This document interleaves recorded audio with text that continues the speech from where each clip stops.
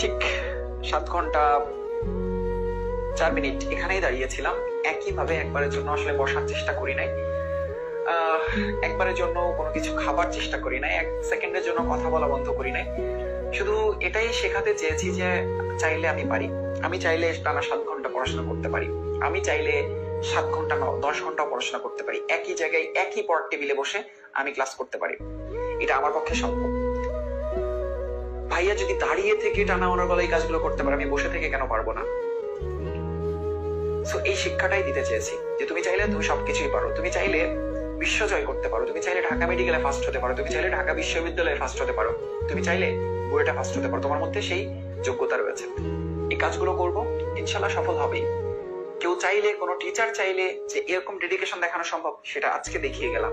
মনে রেখো, এই গল্পগুলো ছড়িয়ে দিও।